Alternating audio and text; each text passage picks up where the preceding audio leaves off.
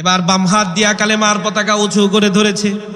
আল্লাহর নবীর পতাকা, ইসলামের পতাকা, আল্লাহ তাআলার দ্বীনের পতাকা, নিজের জীবনকে বাজি রেখে জাফর উঁচু করে ধরে রেখেছে। ডান হাত কেটে পড়ে গেছে, বাম হাত দিয়ে উঁচু করে ধরেছে, বাম হাতের উপরে আঘাত করেছে, বাম হাতটাও কেটে পড়ে গেছে।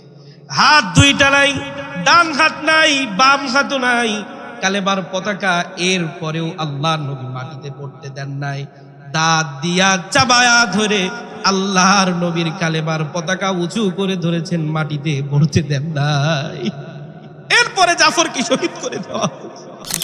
ধুলির আসনে বসে উমারের রাজ্য শাসন করেছে,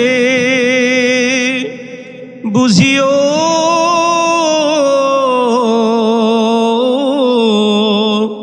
খলিফা উমারের শাসনে কোন জীব না খেয়ে মরেছে, সেই উমারের মতো কেউ ধরাতে কোনো দিন আর কি হবে না। আজকে যে বিষয়টা নিয়ে কথা বলবো, এই বিষয়টার সংক্ষিপ্ত রূপ হলো তাওয়াক্কালতু আলাল্লাহ, আল্লাহর উপরে ভরসা।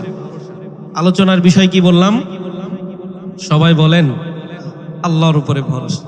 আসুন কোরআন এবং হাদিস থেকে খুব সংক্ষিপ্ত আকারে আমরা জানার চেষ্টা করি আল্লাহ তাআলার উপরে ভরসার উপকারিতাটা কি। এ ব্যাপারে কোরআনুল কারীমে আল্লাহ রাব্বুল আলামিন সূরা তালাকের ৩ নম্বর আয়াতে আল্লাহ রাব্বুল আলামিন বলেন, ওয়া মান ইয়াতাওয়াক্কাল আলাল্লাহ ফাহুয়া হাসবুহ। আল্লাহ রাব্বুল আলামিন বলেন, যে ব্যক্তি আল্লাহ তাআলার উপরে ভরসা করে কোনো কাজে, যেই কোনো কাজে হোক না কেন, আল্লাহ তাআলার উপরে যে ব্যক্তি ভরসা রাখে, ফাহুয়া হাসবুহ, আল্লাহ বলেন আমি আল্লাহ তার জন্য যথেষ্ট হয়ে যায়। আচ্ছা, আল্লাহ যদি আমাদের জন্য যথেষ্ট হয়ে যায়, আপনারা খুশি না বেজার? তাহলে একটু খুশি হয়ে বলেন সুবহানাল্লাহ। হ্যাঁ, এরপরে আল্লাহ রাব্বুল আলামিন সূরা হুদের ৮৮ নম্বর আয়াতে আল্লাহ রাব্বুল আলামিন বলেন, ওয়া মা তাওফীকি ইল্লা বিল্লাহ আলাইহি তাওয়াক্কালতু ওয়া ইলাইহি উনীব। আল্লাহ রাব্বুল আলামিন বলেন, ওয়া মা তাওফীকি ইল্লা বিল্লাহ, আল্লাহ ছাড়া আমার কোনো ক্ষমতা নাই। আলাইহি তাওয়াক্কালতু ওয়া ইলাইহি উনীব, বান্দারা এই কথার সাক্ষী দেবে, তারা এই কথা বলবে যে আমরা আল্লাহর উপরেই ভরসা রাখি, ওয়া ইলাইহি উনীব, আর আমি তার দিকেই ফিরে যাব। যত উপরেই আমি উঠি না কেন, কার দিকে ফিরতে হবে আমাদেরকে? আল্লাহর দিকে, আল্লাহর দিকেই ফিরতে হবে। তাহলে ভরসার জায়গা কোথায় বলেন তো? আল্লাহ তাআলা। ইব্রাহিম আলাইহিস সালামের কথা এসেছে বুখারীতে, কোরআনেও এসেছে। ইব্রাহিম আলাইহিস সালামকে যখন আগুনের মধ্যে নিক্ষেপ করা হচ্ছিল, ফেরেশতা এসেছে ইব্রাহিমকে সহযোগিতা করার জন্য। ইব্রাহিম আলাইহিস সালাম ফেরেশতাকে এই বাণীটা শুনিয়ে দিয়েছিল, যেটা আল্লাহ রাব্বুল আলামিন নোট করে দিয়েছেন।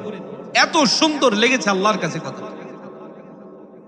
ইব্রাহিম আলাইহিস সালাতু ওয়াস সালাম কি তাওহীদ প্রচার করার কারণে আল্লাহ রাব্বুল আলামিন তাকে পরীক্ষা করলেন, আগুনের মধ্যে নিক্ষিপ্ত হতে হয়েছিল।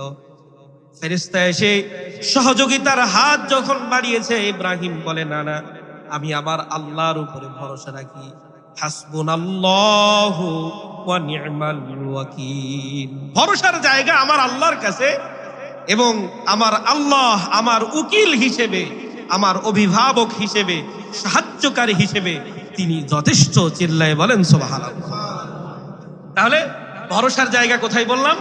আল্লাহ তাআলা, অন্য কোথাও ভরসার জায়গা।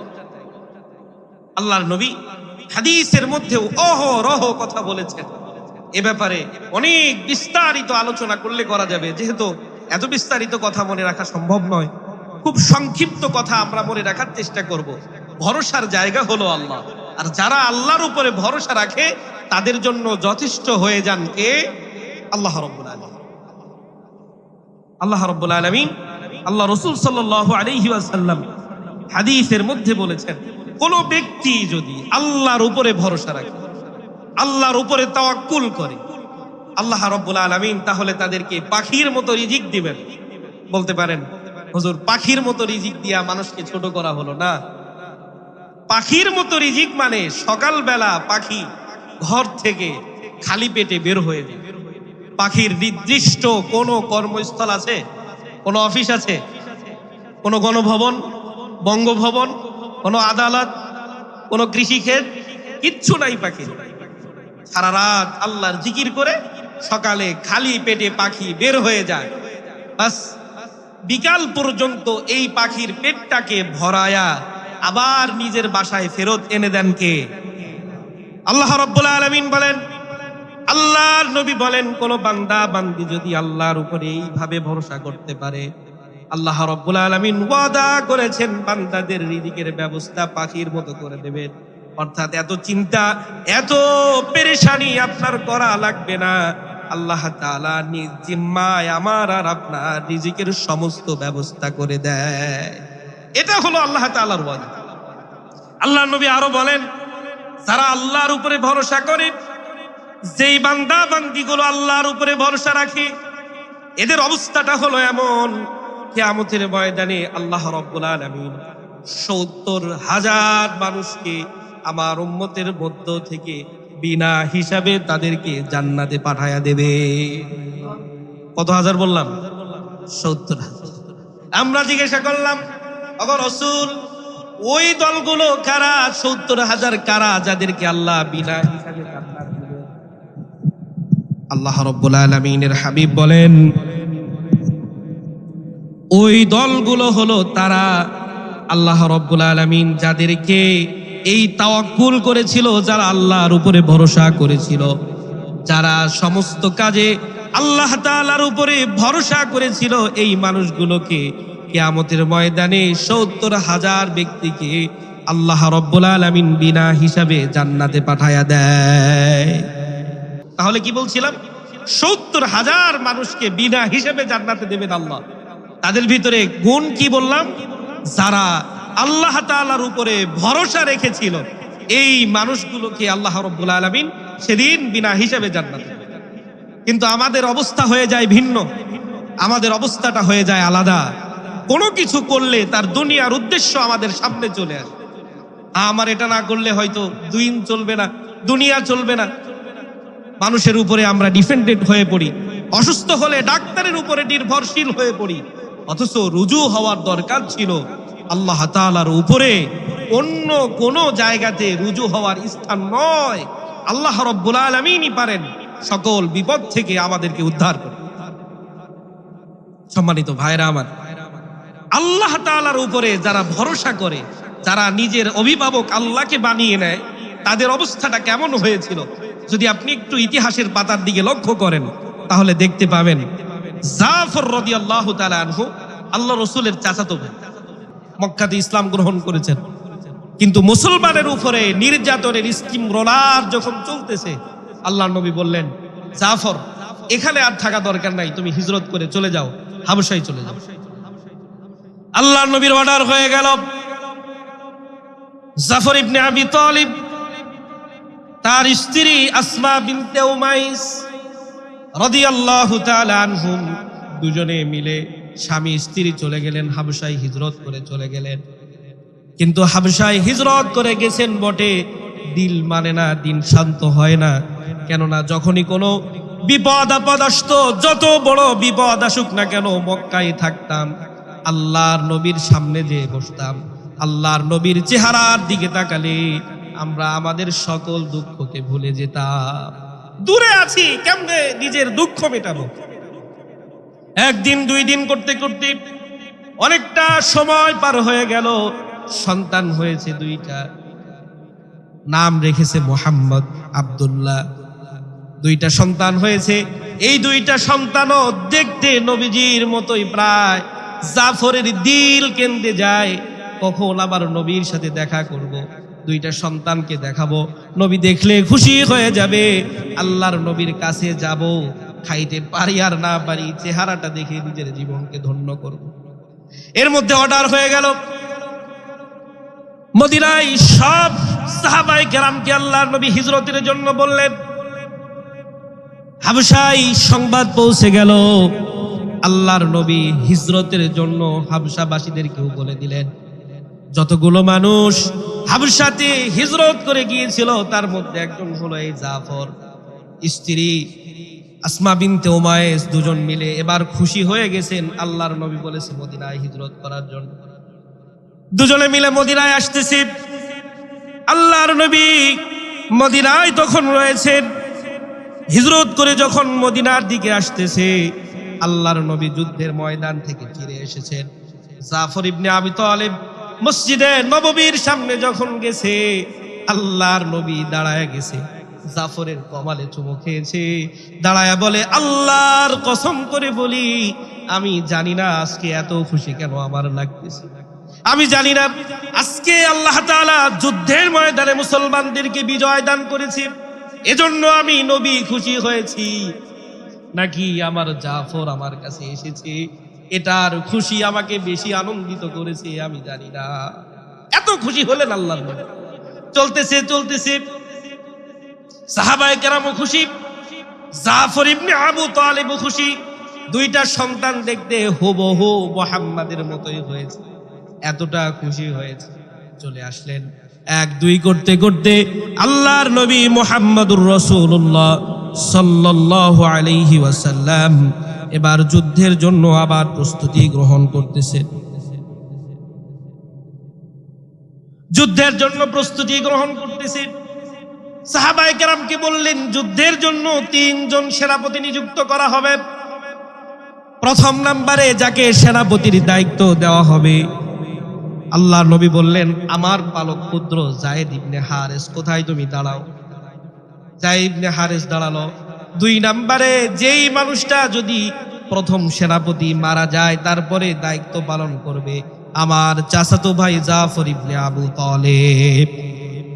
3 নম্বরে দায়িত্ব পালন করবে আব্দুল্লাহ ইবনে রাওয়াহা। 3 জনকে আল্লাহর নবী দায়িত্ব করলেন, সেনাপতি পাঠালেন, যুদ্ধের ময়দানে গেল। যুদ্ধের ময়দানে যাওয়ার পর যে কথাটা বলার জন্য এত দূর আসলাম, এখান থেকে খুব খেয়াল করে। সন্তানদেরকে নিয়ে জাফরের স্ত্রী বাড়িতে আছেন, আল্লাহর নবী জাফরকে সেনাপতি নিযুক্ত করে পাঠিয়ে দিয়েছেন যুদ্ধের ময়দানে। জাফর ইবনে আবু তালিব যুদ্ধ করতেছি, প্রথম সেনাপতি ছিল আল্লাহর নবীর পালক পুত্র যায়েদ ইবনে হারেসা। এই সাহাবীকে কাফেরেরা শহীদ করে দিয়েছে। শহীদ করে দেওয়ার পরে কালেমার পতাকা যখন নিচু হয়ে পড়ে যায়, কালেমার পতাকা মাটিতে পড়তে দেয় নাই। জাফর ইবনে আবু তালিব রাদিয়াল্লাহু তাআলা আনহু যে কালেমার পতাকা উঁচু করে ধরেছে, কালেমার পতাকা উঁচু করে ধরেছে, তখনও নিচু হতে দেন নাই। জাফর ইবনে আবু তালিব কি চতুর্পাশ থেকে কাফেরেরা ঘেরাও করে ফেললো। জাফরের ডান হাতে আঘাত করলো, ডান হাত কেটে পড়ে গেল। এবার বাম হাত দিয়া কালেমার পতাকা উঁচু করে ধরেছে। আল্লাহর নবীর পতাকা, ইসলামের পতাকা, আল্লাহ তাআলার দ্বীনের পতাকা, নিজের জীবনকে বাজি রেখে জাফর উঁচু করে ধরে রেখেছে। ডান হাত কেটে পড়ে গেছে, বাম হাত দিয়ে উঁচু করে ধরেছে, বাম হাতের উপরে আঘাত করেছে, বাম হাতটাও কেটে পড়ে গেছে। হাত দুইটা নাই, ডান হাত নাই, বাম হাতও নাই, কালেমার পতাকা এর পরেও আল্লাহর নবী মাটিতে পড়তে দেন নাই। দাঁত দিয়া চাবায়া ধরে আল্লাহর নবীর কালেমার পতাকা উঁচু করে ধরেছেন, মাটিতে পড়তে দেন নাই। এরপরে জাফরকে শহীদ করে দেওয়া হয়েছে। আল্লাহর নবীর কাছে সংবাদ আসলো মদিনায়, আল্লাহর নবীর কাছে সংবাদ এসেছে, ইয়া রাসূলুল্লাহ, ইয়া হাবিবাল্লাহ, আপনার চাচাতো ভাই জাফরকে কাফেরেরা শহীদ করে দিয়েছে। আল্লাহর নবী কেঁদে দিলেন। জাফরের বাড়িতে গেলেন, জাফরের সন্তানদেরকে ডাক দিলেন, মুহাম্মদ, আওন, আব্দুল্লাহ, কোথায়, আসো, সামনে আসো।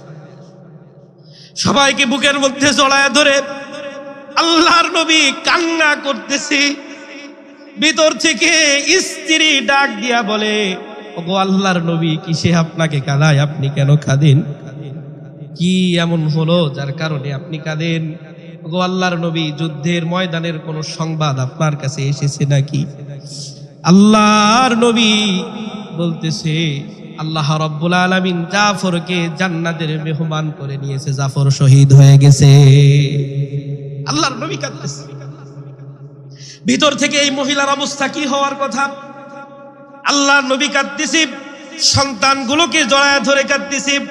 ভিতর থেকে মহিলা বলে উঠতেছে, হাসবুনাল্লাহু ওয়া নি'মাল ওয়াকিল। জাফর মারা গেছে তো কি হয়েছে, আমার অভিভাবক হিসেবে আমার আল্লাহই যথেষ্ট। সুবহানাল্লাহ, আস্তে কোন। একজন মহিলা, তার স্বামী মারা গেছে, আল্লাহর নবী নিজে কাঁদতেছে। মহিলা ভরসা আশ্রয় স্থল বানিয়েছে কাকে? আল্লাহ তাআলা। এবার শোনেন, এই যে মহিলা আল্লাহ তাআলাকে আশ্রয় স্থল বানিয়েছে, অভিভাবক বানিয়েছে, আল্লাহ তাআলা এর প্রতিদানটাকে কি দিয়েছিল? ছোট্ট কথাই বলে দিই।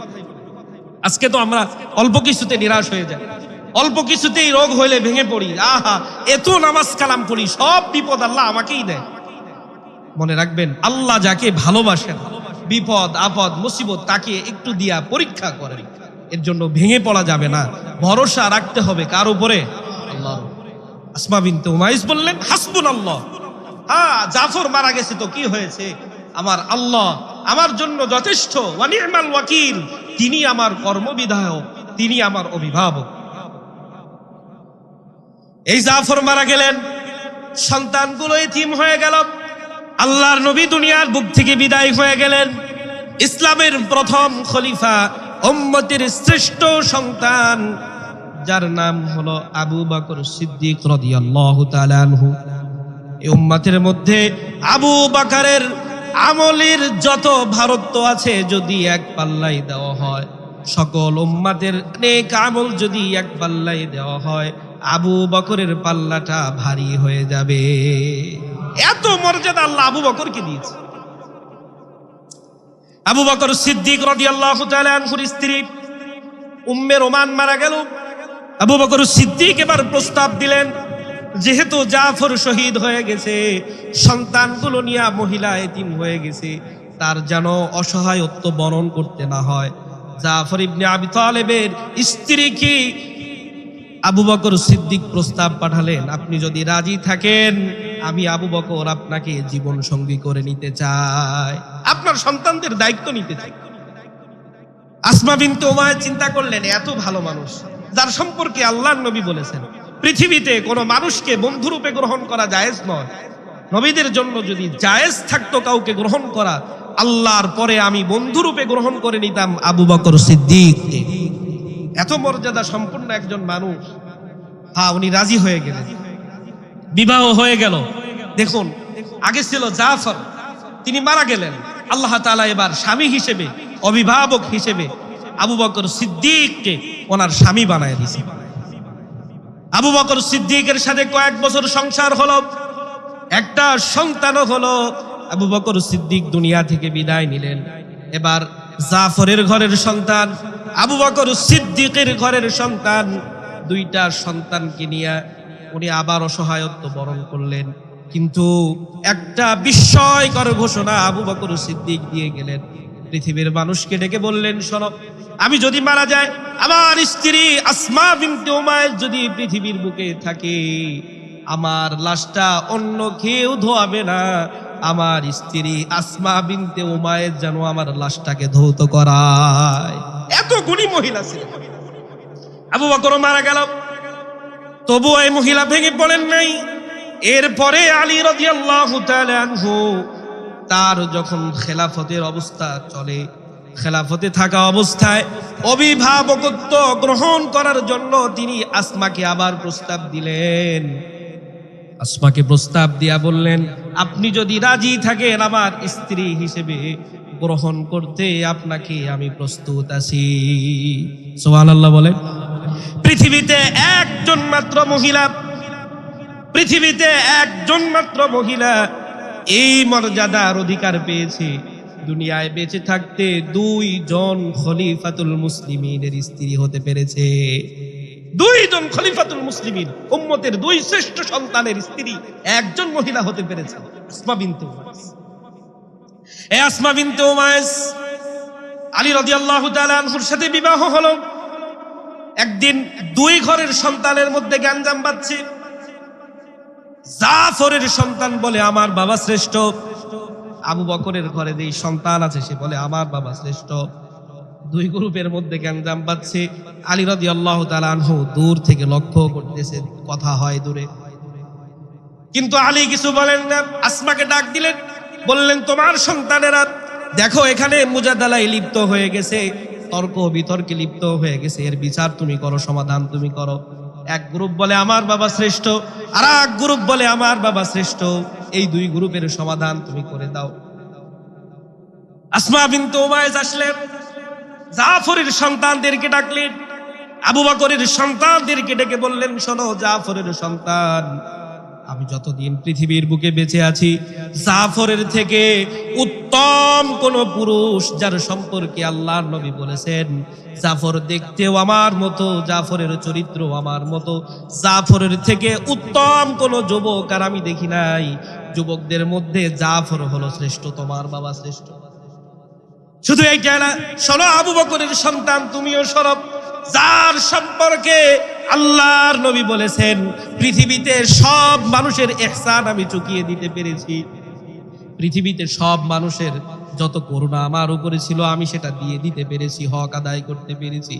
একমাত্র আমার সাহাবী আবু বকরের কোনো হক আমি দুনিয়ার বুকে আদায় করতে পারি নাই। আমার আল্লাহ কিয়ামতের ময়দানে আল্লাহ রাব্বুল আলামিন আবু বকরের পুরস্কার নিজে হাতে দান করবে। অতএব যুবকদের মধ্যে জাফর শ্রেষ্ঠ, তোমাদের বাবা শ্রেষ্ঠ, মুরব্বীদের মধ্যে আবু বকর সর্বশ্রেষ্ঠ, অতএব তোমাদের 2 জনের বাবাই শ্রেষ্ঠ। চিল্লায়ে বলেন সুবহানাল্লাহ। একজন মহিলা যিনি ভরসা করেছিলেন কার উপরে? আল্লাহর উপরে, স্বামী মারা গেল, এর থেকে অসহায় কেউ হয় না, কিন্তু তিনি ভেঙে পড়েন নাই। ওরে মা রে, ওরে বাবা রে, আলু ভর্তা দিয়া ভাত খেতে চাইছিল, খাওয়াইতে পারলাম না রে, কত কথা বলে এনিয়ে বেনিয়ে কান্না শুরু করে না। আল্লাহ রাব্বুল আলামিন কেউ যখন মারা যায় ফেরেশতাদেরকে জিজ্ঞাসা করেন, আচ্ছা তোমরা তো ওর মাকে নিয়ে আসছো, তার সন্তানকে নিয়ে আসছো, আচ্ছা ওই ব্যক্তির অবস্থাটা কি? ফেরেশতারা বলে ইয়া রাব্বুল আলামিন আপনার হুকুম ছিল, সে জানতো তার মা মারা গেছে, তার কলিজার টুকরা সন্তান মারা গেছে, ভেঙে পড়ে নাই, ইন্না লিল্লাহি ওয়া ইন্না ইলাইহি বলেছে, আপনার এই বিধানের উপরে সন্তুষ্ট আছে। আল্লাহ রাব্বুল আলামিন বলেন আমার বান্দার যে কষ্ট হয়েছে আমি ওয়াদা করতেছি ফেরেশতা তোমরা সাক্ষী থাকো, তার থেকে উত্তম জিনিস আমি আমার বান্দাকে দান করে দেব। এজন্য হতাশ হওয়া যাবে না, ভরসা রাখতে হবে কার উপরে? আল্লাহর উপরে। আল্লাহর উপরে যারা ভরসা রাখে তাদের সব দায়িত্ব আল্লাহ নিজে নিয়ে নেয়। বনী ইসরাইলের একটা ঘটনা আমি পড়ছিলাম কিছুক্ষণ আগেই, এক ব্যক্তি আর এক ব্যক্তির কাছে, এটা গল্প না, বুখারী শরীফের হাদিস, এক ব্যক্তি আর এক ব্যক্তির কাছে গেছে যে ভাই আমার 1000 টাকা হারত দেন। 1000 বললেই আপনারা ভালো বুঝবেন, ভাই আমাকে 1000 দিনার দেন, কিছু টাকা দেন 1000, এটা নিয়ে আমি একটু কাজে লাগাই। তো ইসলামের নিয়ম হলো কাউকে যদি ধার দেন এটার সাক্ষী রাখেন, কাউকে কিছু বেচলে তার সাক্ষী রাখেন, কাউকে কিছু বললে এটার সাক্ষী রাখেন। উনি বলতেছেন ভাই আপনাকে যে 1000 টাকা দেব, সাক্ষী কই? আপনি সাক্ষী নিয়ে আসেন। লোকটা বলতেছে আমার সাক্ষীটা কি নাই, আমার সাক্ষী তো আল্লাহ, আমার আল্লাহ আমার সাক্ষী। লোকটা বলতেছে আচ্ছা সত্যি বলছেন আপনার আল্লাহ আপনার সাক্ষী, আচ্ছা তাইলে একজন জামিনদার দেন, আপনি যদি হারায় যান তাইলে ধরবো কাকে? আপনি যদি চইলা যান তাইলে ধরবো কাকে? একজন জামিনদার দেন। ওই লোকটা আবার বলতেছে দেখেন আমার কোনো জামিনদারটার নাই, যে আল্লাহ আমার সাক্ষী ওই আল্লাহ আমার জামিনদার। এখন এতগুলো তাওয়াক্কাল তো আলাল্লাহ, আল্লাহর উপরে ভরসা করে যখন বলছে, এখন যিনি দিবেন টাকা ধার তিনি চিন্তা করতেছে আহা এমন লোক তো 2 নাম্বার হতে পারে না, ঠিক আছে দিছে টাকা 1000, চলে আসছে নিয়ে সমুদ্র পাড়ি দিয়ে আসছে নিজের বাড়িতে। একটা নির্দিষ্ট সময় নির্ধারণ করা হয়েছে, এই সময়ের পরে উনি টাকা ফেরত দিবেন। হাদিসের মধ্যে এসেছে একটা সময় পার হয়ে গেল, এবার তো টাকা দিতে হবে, কেমনে দিবে? লোকটা সাগরের পাড়ে এসে দাঁড়িয়েছে যে কোনো নৌযান আসে কিনা, কোনো যানবাহন পাওয়া যায় কিনা, যে যানবাহনের মাধ্যমে প্রাপককে তার প্রাপ্য টাকাকে ফিরিয়ে দেবে। দাঁড়িয়ে আছে, কোনো যানবাহন পাওয়া যায় না। বুখারী শরীফের বর্ণনা বলতেছি, লোকটা দাঁড়ায় আছে, কোনো যানবাহন পাওয়া যায় না। চিন্তা করলো, এই দিনেই তো আমি তার টাকাকে পরিশোধ করার জন্য ওয়াদা করেছিলাম। আল্লাহকে ডাক দিয়ে বলছে, মালিক কি করব, আমি তো বুঝতে পারি না, কোনো যানবাহন নাই, কোনো বাহক নাই, কেমনে তার টাকা পরিশোধ করব। 1000 টাকার থলে নিয়ে, হাদিসের মধ্যে এসেছে, লোকটা একটা কাঠ ম্যানেজ করছে, কাঠ সুন্দর করে মাঝখানে গর্ত করে একটা চিঠি লিখেছে যে ভাই এই অবস্থা, আমি তো আসতে পারি নাই, যদি আপনি পেয়ে থাকেন এটা আপনার জন্য পাঠাইয়া দিলাম। কাঠের মধ্যে ছিদ্র করে 1000 টাকা ভরে দিয়া সমুদ্রের মধ্যে ভাসায় দিছে আল্লাহর নামে। চলে গেছে বাড়িতে। এখন যে প্রাপক, যে টাকা পাবে, ও তো চিন্তা করতেছে আজকে ওই লোকটার টাকা দেওয়ার কথা। লোকটার কথা শুনে তো বড় ইমানদার মনে হয়েছিল, যাই সাগরের পাড়ে, যাই কোনো জাহাজ আসে কিনা দেখি। চলে গেছেন সাগরের পাড়ে, কিন্তু হতাশার কথা হলো কোনো বাহন নাই, কোনো নৌকা নাই, কোনো জাহাজ নাই, কিচ্ছু নাই।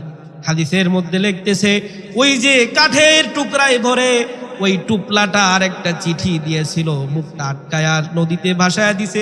ভাসতে ভাসতে ভাসতে ভাসতে এই লোক দেখতেছে কিচ্ছু তো নাই, একটা কাঠ ভেসে আসে। বাংলা ভাষায় একটা কথা আছে, নেই মামার চেয়ে কানা মামা ভালো। চিন্তা করে টাকা তো পাইলাম না, খালি হাতে বাড়ি ফেরত গেলে এখন বাড়ির লোক কি বলে, যাই একটা কাঠ পাইছি এটা নিয়ে যাই, কিচ্ছু হোক আর না হোক অন্তত জ্বালানি হবে, ফেরে এটা দিয়ে জ্বালানি তৈরি করা যাবে। বাড়ি নিয়ে গেছে, কপ দিয়া দেখে মধ্যে 1000 টাকা সহ একটা চিঠি। সুবহানাল্লাহ, আসতে বলেন। 1000 টাকা সহ একটা চিঠি। এই যে 1000 টাকা সহ একটা চিঠি দিয়ে পাঠিয়ে দিয়েছে, লোকটা পেয়ে গেছে, কিন্তু যে পাঠিয়েছে সে তো জানে না যে ওই ব্যক্তিটা কেমনে কি করছে। ওই ব্যক্তিটা তো জানে না আমার টাকা যাকে পাঠিয়েছি সে পেয়েছে কিনা, এই সংবাদ তো সে জানে না।